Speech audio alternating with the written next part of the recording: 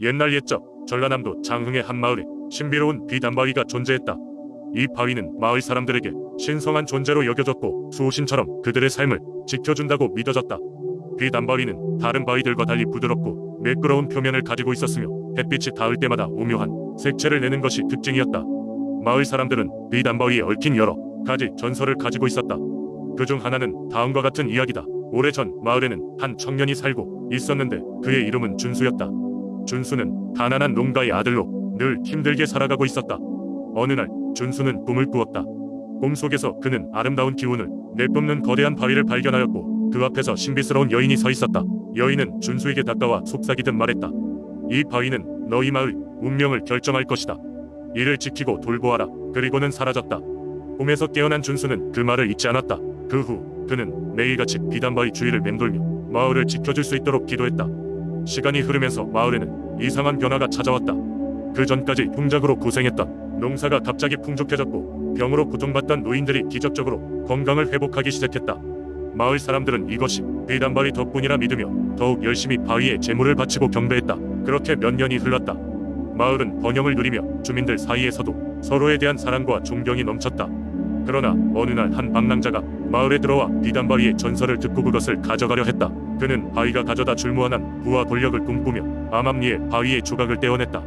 그러자 즉시 마을은 끔찍한 가뭄에 휩싸이고 사람들이 병에 걸리기 시작했다.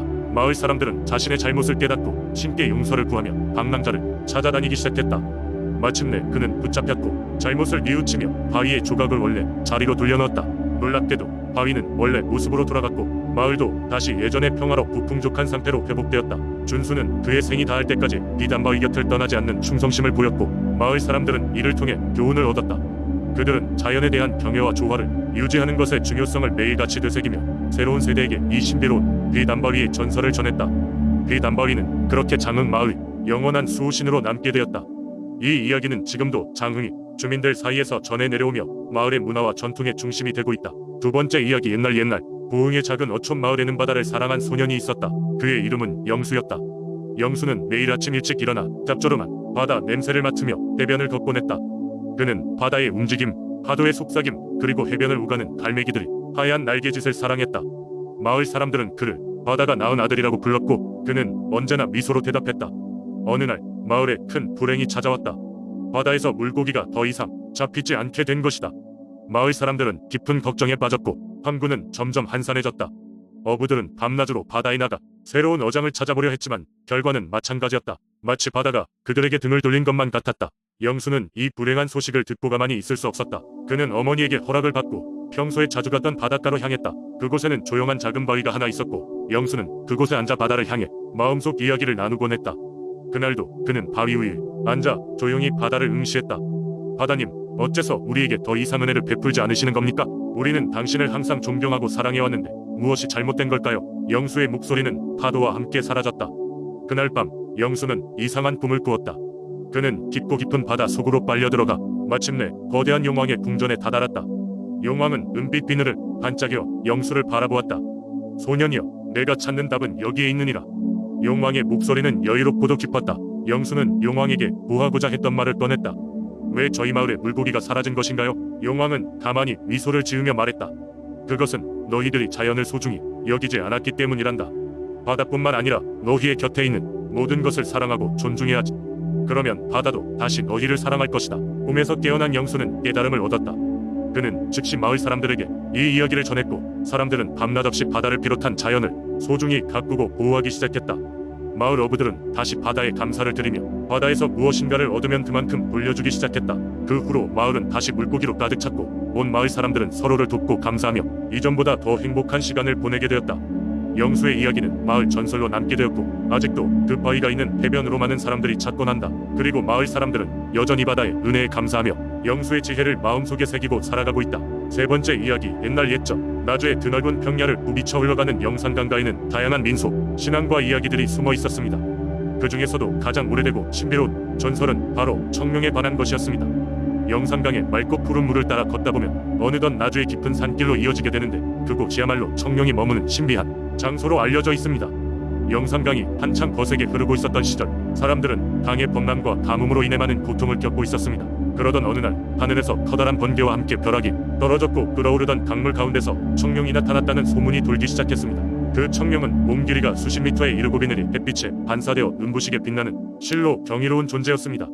더욱이 하늘을 날아다니며 구름을 불러와 비를 뿌리고 햇살을 가려 그늘을 들이우기도 했습니다. 청룡을 처음 본 사람은 나주의 한 노인으로 그는 긴 세월을 강가에서 살며 물고기를 낚고 강바람의 길을 기울여 온 사람이었습니다. 노인은 청룡의 존재를 마을 사람들에게 알리자 그들은 처음에는 믿지 않았지만 곧 영산강 주변에서 명확한 증거들을 발견했습니다.